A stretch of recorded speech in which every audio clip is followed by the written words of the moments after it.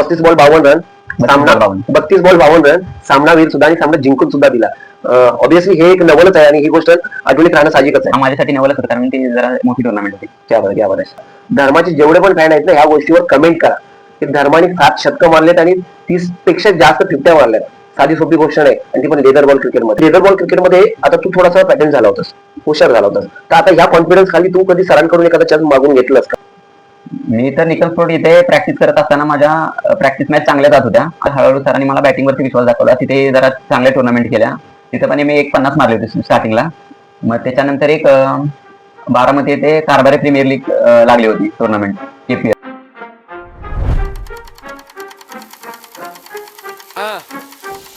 लोकांच्या बोलण्यात दडलेलं पझलच, शब्दांचे मिनिंग भारी आहे का ते नवलच, हसण्यात दुःख पण जाणवत सटलच, मनाचे सिक्रेट खोलाय का ते नवलच कुणाचं. तर त्या कारभारी प्रीमियर लीग मध्ये मी पहिल्याच मॅच मध्ये 30 बॉल 52 रन केल्या होत्या. आणि तो सामना आम्ही जिंकला होता. तर त्या पहिल्याच मॅच मध्ये मला सामनावीरचा पुरस्कार भेटला होता आणि तो क्षण माझ्या लाईफ मधला एक चांगला राहिला आणि तो कायम आठवणीत राहील. मागून घेतलेले चान्स 35 बॉल 52 रन, सामना 32 बॉल 52 रन, सामनावीर सुद्धा आणि सामना जिंकून सुद्धा दिला. ऑब्विसली हे एक नवलच आहे आणि ही गोष्ट आठवणीत राहणं साहजिकच आहे. माझ्यासाठी नवलच होतं, कारण ती जरा मोठी टुर्नामेंट होती. तर लेदर बॉल क्रिकेटमध्ये तुला एक चान्स मिळाला आणि त्या चान्सचा फायदा उठवला तू, बरोबर आहे ना? पण तुझ्या लेदर बॉल क्रिकेटच्या ह्या करिअरमध्ये तुला असं काही करता आलं का की बाबा जे आमच्याशी शेअर करता येईल असं? त्याच्यानंतर बऱ्याच अशा टुर्नामेंट गेल्या, मला चान्सेस भेटले, संधी मिळाली बऱ्याच ठिकाणी आणि मी त्या संधीचा पण एक चांगला फायदा उठवला. ज्या पण टीम मध्ये जाईल तिथं मी माझं योगदान देत होतो आणि मी प्रत्येक वेळी माझं 100% देत असतो. मग ती कोणतीही मॅच असो आणि मी एकदम 100% देत असतो प्रत्येक मॅच मध्ये. तर माझ्या असं करत माझ्या लेदर बॉल क्रिकेटमध्ये 7 100 आहेत आणि 30+ माझ्या 50 धावा आहेत. म्हणजे 50 35 आहेत, म्हणजे 30 पेक्षा जास्त आहेत आणि 7 100 आहेत. क्या बात आहे. टाळ्या वाजवण्यासारखी गोष्ट आहे यार. धर्माचे जेवढे पण फॅन आहेत ना, ह्या गोष्टीवर कमेंट करा की धर्माने 7 शतकं मारलेत आणि 30 पेक्षा जास्त 50 मारल्यात. साधी सोपी गोष्ट नाही, आणि ती पण लेदर बॉल क्रिकेटमध्ये. धर्माच्या फॅन्स लोकांनी लक्षात ठेवा. तर मला सांग की ह्या 7 शतकं आहेत, ही 7 शतकं सगळीच्या सगळी टुर्नामेंट मध्ये मारली, मॅचेस मध्ये मारली का प्रॅक्टिस दरम्यान पण काही झाली? प्रॅक्टिस मॅचेस मध्ये पण माझे 2-3 100 आहेत, 3 100 असतील आणि बाकीचे 4 100 मी टुर्नामेंट मध्ये मारलेले आहेत. क्या बात आहे. आणि तर मला बघ, तू क्रिकेटमध्ये थोडंसं गेलास वरच्या लेवलला, तू मान्य कर. पण आता नवीन खेळणारी जी मुलं आहेत किंवा त्याच्यामध्ये वेळ वाया घालवतात, तर त्यांना एक नीट मार्गदर्शन दे की लोक स्ट्रगल करतायत, खेळतायत, त्यांच्या पुढे अभ्यासही आहे, त्यांच्या पुढे क्रिकेट ही आहे, कन्फ्युज आहेत लोक की नक्की काय करू. तर त्यांच्यासाठी काय मार्गदर्शन देऊ शकतोस? आताचे जेवढे पण क्रिकेट खेळत आहेत मुलं, तर त्यांना मला एक सांगायचं आहे की स्वतःशी एक असं ठरवा की आपलं स्वप्न काय, आपलं टार्गेट काय आहे, आपल्याला करायचं आहे. जर आपण क्रिकेटमध्ये उतरलोय तर आपलं शिक्षण पण तेवढंच महत्वाचं आहे, तिकडेही तेवढंच लक्ष दिलं पाहिजे. आणि क्रिकेट अशी गोष्ट आहे की मेहनत केली पाहिजे, जाम हार्डवर्क केला पाहिजे. आणि मी तुला सांगू का थोडक्यात की तुम्ही मैदानात उतरल्यावर तुम्ही बॅटिंग करता, बॉलिंग करता, फिल्डिंग करता, ऑलराऊंडर बनता. तसं क्रिकेटच्या अगोदर तुम्ही तुमच्या घरात सुद्धा ऑलराऊंडर बना. म्हणजे तुम्ही अभ्यासावर पण फोकस करा आणि तुमच्या खेळातही फोकस करा, तेव्हा तुम्हाला घरातल्यांचा सपोर्ट मिळेल. थोडक्यात दोन्ही गोष्टी अशा बॅलन्स ठेवता आल्या पाहिजे, तरच मग तुम्ही जीवनात यशस्वी बनवू शकता. करेक्ट. मग नंतर पुढे जाऊन तुम्हाला क्रिकेट पुढे घेऊन जाईल, ती गोष्ट नंतरचीच आहे. नंतरची ते तुमच्या हार्डवर्कचा मेहनतीवर आहे. बरोबर आहे. पण तिथपर्यंत पोहोचायचं असेल तर आता पहिले ठरवा की बाबा मला याच्यात मेहनत घेणं गरजेचं आहे. स्वतःला एक टार्गेट द्या आणि त्याच्यानुसार मेहनत करा. येस. मग तू मला सांग की तुझ्या पुढे पण शिक्षण होतं, बरोबर, आणि तू ठरवलं पण होतं की बाबा मला क्रिकेटमध्ये वेगळं काहीतरी करायचं आहे, जे ह्या डोंगर पठारावर नाही केलं लोकांनी, किंवा जवळमध्ये सुद्धा काही लोक खेळत असतील आमच्यासारखी, त्यांनी पण नाही केलं, असं काहीतरी वेगळं करून दाखवायचं आहे. तर तुझ्या पुढे शिक्षण होतं, क्रिकेट होतं, त्यामध्ये तू बॅलन्स कसा साधलास? बॅलन्स म्हणजे मला पहिल्यापासून म्हणजे क्रिकेटचा वगैरे जास्त छंद असल्यामुळे मी असं ठरवलं की क्रिकेटमध्ये जरा चांगलं लक्ष देऊया. आणि मी शिक्षण पण केलं, असं नाही की शिक्षण केलं नाही. शिक्षण बघत मला क्रिकेटमध्ये पण अशा चांगल्या संधी येऊ लागल्या आणि तिथून मला क्रिकेटमध्ये एक चांगली जर्नी चालू झाली. येस, नक्की. आणि तुझ्या ह्या जर्नीला मी बोलते की काही फॅन्स आहेत, तुझे मित्र आहेत, आपली ऑडियन्स आहे, सगळ्यांकडून तुझ्यासाठी खूप खूप शुभेच्छा. असंच पुढे जा, आमच्यासाठी, इतर लोकांसाठी उदाहरण बन की बाबा धर्माने काय केलं, धर्माची जर्नी कशी आहे, आणि आमच्या एपिसोडचा सुद्धा पुढे जाऊन सुद्धा फायदा व्हावा लोकांना. परत रिव्हर्स करून त्या लोकांनी बघावं की बाबा धर्माने या एपिसोड मध्ये नक्की काय बोललं होतं. बरोबर तुला फॉलो करणारे सुद्धा बरेचसे लोक आहेत, त्यांना सुद्धा तुझ्याबद्दल काही प्रश्न आहेत आणि मला वाटतं या एपिसोड दरम्यान त्यांना त्यांच्या प्रश्नाची उत्तरं नक्कीच मिळतील. मला सांग की गावखेड्यामध्ये लोकांची मानसिकता अशी असते की तू क्रिकेट खेळायला चाललायस, एक तर 11 जणांमध्ये समजून जा 11 जण कोण की क्रिकेट इंडियन क्रिकेट टीम मधले 11 जण, त्यांच्यामध्ये एवढी मोठी चढावड चालली तर तुझा नंबर कधी लागणार? तर क्रिकेट खेळणे किंवा बॉल बॅट घेऊन ग्राउंडवर जाण्याचा अर्थ की त्या 11 जणांमध्येच वर्णी लागली पाहिजे, असं म्हणजे क्रिकेट आहे का? नाही, हे बऱ्याच लोकांना माहित नाही. ज्यांना माहित नाही त्यांचाच हा प्रश्न असतो. ऍक्च्युली क्रिकेटमध्ये अशा बऱ्याच फॅसिलिटीज आहेत आणि बऱ्याच अशा टुर्नामेंट्स आहेत. असं नाही की इंडियन टीम मध्येच आपण खेळावं किंवा इंडियन टीम मध्ये सिलेक्ट झालं पाहिजे, बाकी असं आपल्याला काय करिअर नाही, असं काय नाही. तर असं काय, हे सगळं चुकीचं आहे. तर अशा बऱ्याच टुर्नामेंट, बऱ्याच फॅसिलिटीज आहेत की ज्याच्यातून पैसे कमवू शकतो आपण. करिअर करू शकतो आपण. करिअर करू शकतो. हा, तर एखाद्या चांगल्या कंपनीकडून खेळू शकतो, तिथून आपल्याला कंपनी घेऊ शकते. तर बऱ्याच क्रिकेटमध्ये अशा संधी आहेत की तिथून आपलं करिअर करू शकतो. फक्त दोन्ही बॉलमध्ये, टेनिस मध्ये आणि टेनिस बॉल असो, लेदर बॉल असो. तर धर्मा, आता मला सांग की आपण पहिल्यापासून चर्चा केली लेदर बॉल. तर लेदर बॉल क्रिकेट खेळत असताना तो अचानक आता टेनिस बॉल मध्ये दिसतो, ते कसं काय? अचानक नाही म्हणू शकत. मी 12वीच्या अगोदर मी टेनिस बॉल क्रिकेटच खेळतो. तर त्याच्यानंतर माझं लेदर बॉल क्रिकेट चालू होतं आणि त्यासोबतच मी टेनिस क्रिकेट पण माझं चालत आहे आणि टेनिस बॉल क्रिकेटमध्ये पण माझा परफॉर्मन्स चांगला होत आहे आणि बऱ्याच मला असे चांगले टुर्नामेंट खेळायला भेटत आहेत आणि इथून पुढच्या येणाऱ्या टुर्नामेंट मध्ये मला चांगलं करायचं. ओके, चांगलं करा, छान. आणि तुला ह्या गोष्टीसाठी आमच्याकडून शुभेच्छा आहे. धर्मा, आता मला सांग की इंडियन क्रिकेट टीम मध्ये असा कोणता खेळाडू आहे की तू त्याला फॉलो करतोस किंवा तो तुला खूप आवडतो? मी पहिल्यापासून म्हणजे एक मला धोनी हा प्लेअर मला आवडायचा, महेंद्र सिंग धोनी.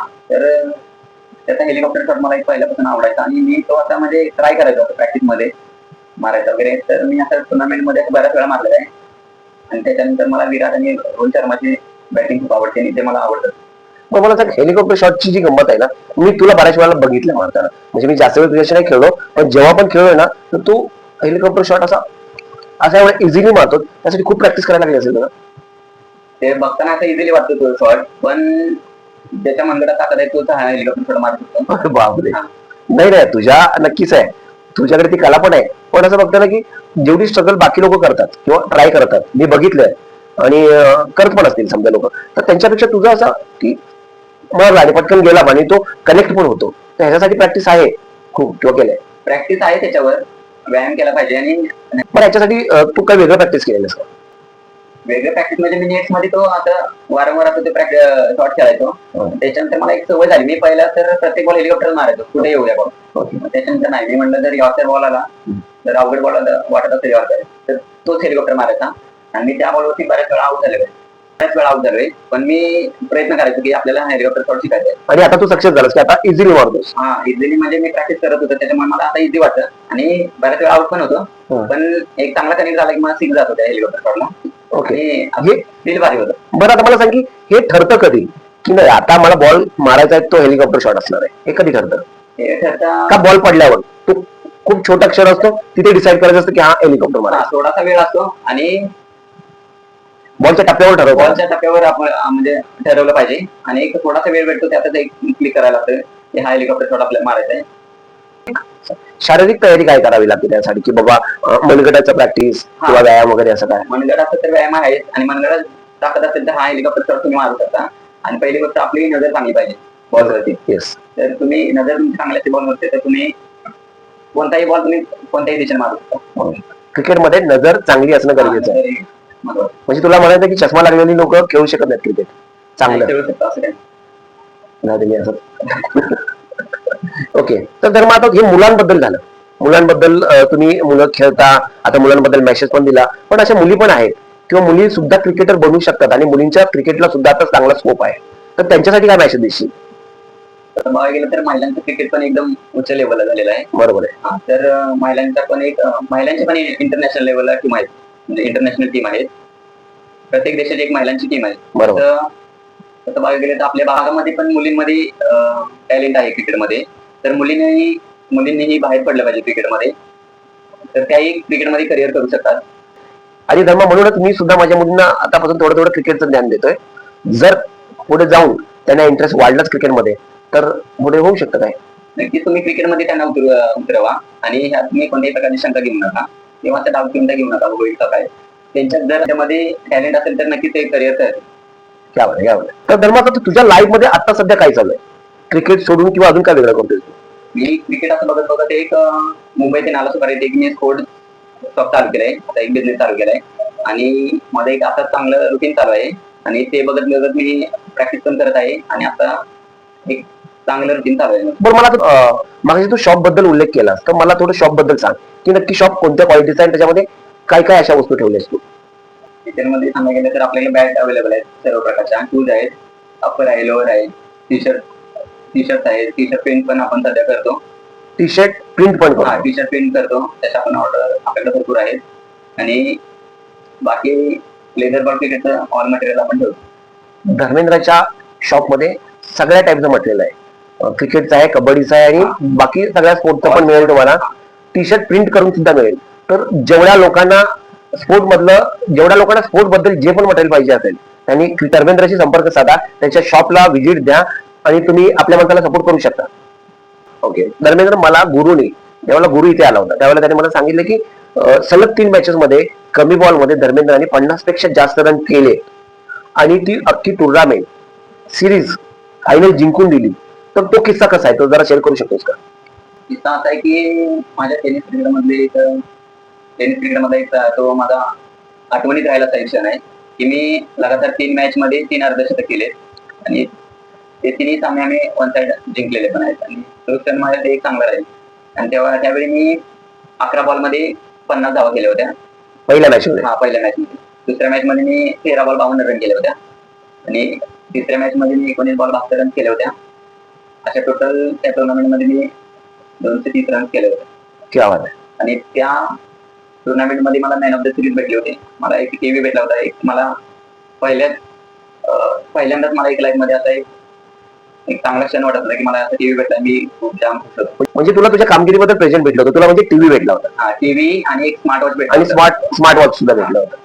तर हे याचं फिलिंग खूप चांगलं असतं. फिलिंग म्हणजे एकदम एक लक्षात राहिला तर एक आठवणीत राहिला तर एक क्षण असतो प्रत्येक क्रिकेटरचा. एक असं काही ना काहीतरी एक क्षण असतो की तो आमच्या बरोबर लक्षात राहील. ओके. तर धर्मेंद्र पवार, तुझ्या दिवसाची सुरुवात कशी होती. माझी दिवसाची सुरुवात मी सकाळी 5 वाजता उठतो आणि तिथून एक अर्धा तास माझ्या काही विद्यार्थी आठवतो आणि 5:30 ते 6:30 सकाळी वर्कआउट करतो. नंतर एक सकाळी 7 वाजता माझी एक 10 ओव्हरची मॅच असते. डेली 10 ओव्हरची एक मॅच असते. तिथून 9:30 वाजेपर्यंत मॅच संपल्यानंतर घरी जातो. तिथून 6 ते पूर्ण दिवसभर मी शॉपवर लक्ष देतो. पण ज्या वेळेला मॅचेस असतात तुझ्या टुर्नामेंटच्या त्यावेळेचं शेड्यूल काय असतं. ज्या दिवशी मॅचेस असतील तेव्हा पण शेड्यूल येत असतं. सकाळी प्रॅक्टिस करायचं, वर्कआउट करायचा आणि मॅचला जायचं. फक्त त्या दिवशी तुला शॉपवर लक्ष देता येत नाही किंवा शॉपला वेळ देता येत नाही. हा ज्या दिवशी मॅच असेल तेव्हा विजय हँडल करतो सगळं. छान. तर धर्मा, तुझ्या टीम मध्ये आता तुम्ही खेळता त्या टीम मध्ये धर्मेंद्र म्हणजे तू आहेस, गुरु आहे, सँटी आहे, परत वैभव आहे, मुकुटराव आहे, मॅक आहे, नवनाथ आहे आणि अशा टीम सुद्धा आपल्या गावच्या 3-4 आहेत. म्हणजे ज्योतिर्लिंग ए आहे, ज्योतिर्लिंग बी आहे, फॅमिली पॅटर्न आहे, स्वराज्य प्रतिष्ठानची टीम आहे. तर ह्या सगळ्या टीम मधून जर 11 खेळाडू जर चांगले निवडले, तुला काय वाटतं किती स्ट्रॉंग टीम बनेल आपली. स्ट्रॉंग म्हणजे जशा आपल्या गावात 4 टीम आहेत तर मला पहिल्यापासून असं वाटतं की आपल्या गावात एकच टीम करावी. आणि बऱ्याच गाव लेवलला असे बऱ्याच मुलांचे वगैरे प्रॉब्लेम असतात, थोडे छोटे मोठे प्रॉब्लेम्स असतात आणि थोडेसे गैरसमज असतात. ते आपण दूर ठेवायचे आणि नक्कीच येणाऱ्या वर्षात आपण गावची एक चांगली टीम बनवूया आणि त्यात आपण सगळ्यांनी प्रयत्न करूया की तुला असं म्हणायचं आहे की या 3-4 टीम मधून 11 निवडायचे आणि असे 11 निवडले की एक मजबूत टीम होईल. बाकी लोकांनी काय करायचं. त्यांनाही क्रिकेट खेळून आनंद मिळतोयच ना, त्यांनी काय करायचं. ठीक आहे, आनंद मिळतोय. आपण परत त्यांची 3-4 टीम पाडायच्या वेगळ्या नाही. आपण जर बाहेर टुर्नामेंटला जाणार असेल तर आपण एक चांगली टीम घेऊनच करायला पाहिजे. जेव्हा आपण प्रॅक्टिस करतो त्याच्यामध्ये तुम्ही चांगला तुमचा गेम दाखवा आणि तिथे तुम्ही जर गेम दाखवला तर तुम्हाला टुर्नामेंट मध्ये संधी देऊ. म्हणजे ऐक मला तुला एक करेक्ट करू दे की तुला असं म्हणायचं की ही स्ट्रॉंग टीम बनवायची आणि टुर्नामेंट मध्ये उतरायची. इतर वेळेला तुम्ही वेगळ्या वेगळ्या टीम मध्ये जसं आहे तसं तिथे खेळू शकता, काही प्रॉब्लेम नाही. पण ज्यावेळेला मोठ्या टुर्नामेंट मध्ये जायचं, तिथल्या मॅचेस जिंकायच्या, फायनल जिंकायची जर असेल तर ज्योतिर्लिंग 11 सारखी एखादी मजबूत टीम देणं गरजेचं आहे. त्यासाठी सगळ्यांनी एकत्र येणं गरजेचं आहे, असं तुझं मत आहे. धर्मेंद्र, एका इनिंग मध्ये तू जास्तीत जास्त रन किती केलेस किंवा हायेस्ट स्कोर काय तुझा. माझा हायेस्ट स्कोर 4 ओव्हर मध्ये 172 आहे. 19 बॉल 72 रन. प्रॅक्टिस मॅच मध्ये मी 105 रन केले. किती बॉल मध्ये. 30 बॉल मध्ये. काय सांगतो, 30 बॉल मध्ये रेकॉर्ड झालं. 6-4 किती मारले होतेस. मी त्या इनिंग मध्ये 14 सिक्स मारले होते. आणि बाकी माझ्या 105 रन झाले होते.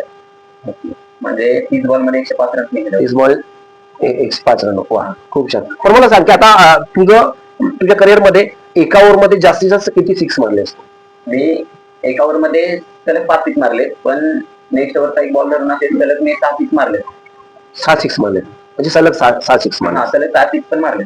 मग तो एक बॉल का डॉट गेला किंवा कशामुळे? मी पहिला बॉल हा आमच्या कॅप्टननी खेळला होता. ओके, म्हणजे पहिला बॉल दुसऱ्या फिल्डरनी खेळला होता, त्यामुळे तुला मिळाले 5 बॉल.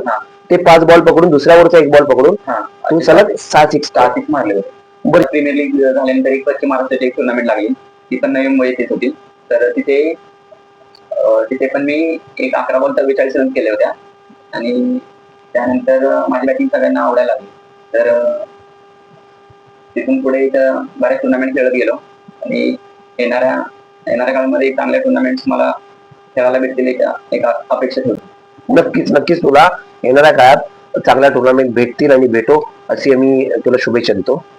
पाटणला जायचं शिकायला, क्रिकेट शिकायला, तेव्हापासून आजपर्यंत आतापर्यंत तुझ्या या प्रवासात कोणाकोणाचं योगदान होतं? म्हणजे कोणी तुला सपोर्ट केला?